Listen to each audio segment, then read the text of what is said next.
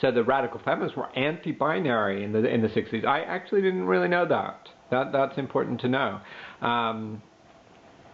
And then they turned into this cultural feminism, and basically everything that I think is bad about feminism, I realized, oh, it's from this cultural feminism of the early 70s.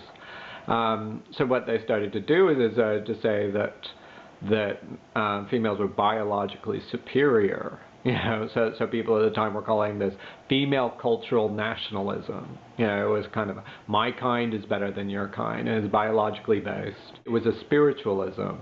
It was an idea of the moral superiority of women. But there's all this mysticism and anti-intellectualism. Came in with that as well, and anti-left. They started really attacking the left, and that's interesting. So that we get this emancipatory body that was the late 60s, and it truly splits for the first time between man and woman, and that they became anti-political, and instead the focus was supposed to be on your lifestyle. This is where women's space idea came out of. It was going to be this parallel, it was withdrawal into a separate world. And as one of the, it's fascinating reading this book. One of the commentators of the time said, basically what cultural feminism was lesbian feminism for all women. And now I get essentialism. There truly was a movement where they said there is a feminine essence, and we have this, and this makes us superior, and a complete demonization of males, and to say no more contact with them. And, so all of a sudden, and that's why the split with the left, because that became the male left, that became the male supremacist left, and so anyway, we go through this whole period, and we get, I'll talk about it another time. There's another thing that I can tell you about of these separatist kind of ideas, Michigan Women's Festival, this kind of idea, it got feminism. Basically now when you say feminism, we're talking about this cultural feminism. We're not talking about the radical feminism that preceded it. And even when we say nowadays the women who call themselves rad femme, they're cultural feminists. They're this third wave. So I have a lot more to say about that. I don't want to make this too long.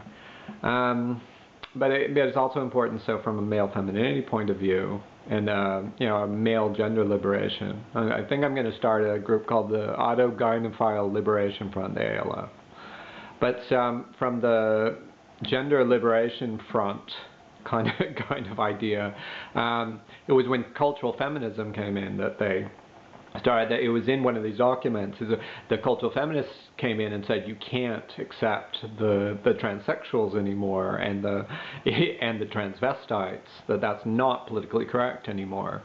They're the ones that forced this split within the gay liberation front. It wasn't just feminism. It was cultural feminism. This new kind of feminism, which is very anti-political, reactionary. It was put into this lifestyle politics, which has become American left politics. This totally apolitical lifestyle politics.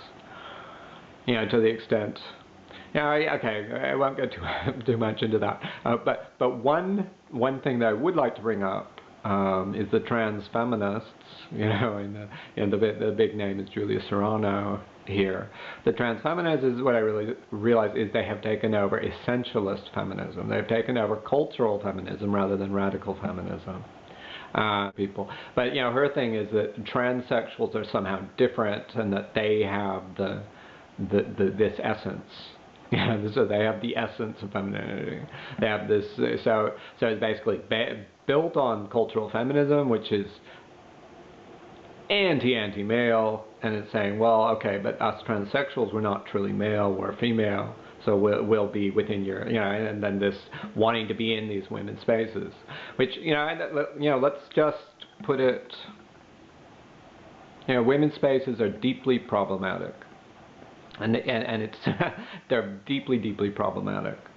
Half of queer Oakland lives within 2 blocks of me, and I never see them. They're in their own separatist world. They don't go into Revolution Cafe. And one of them told me why, because you might meet a wingnut there. So it's the hothouse flower that cultural feminism created, is feminists who can only live in women's spaces, who can only live in a counter public which avoids all contact with the public at large. So I hope this is interesting or not. Bye bye, kids.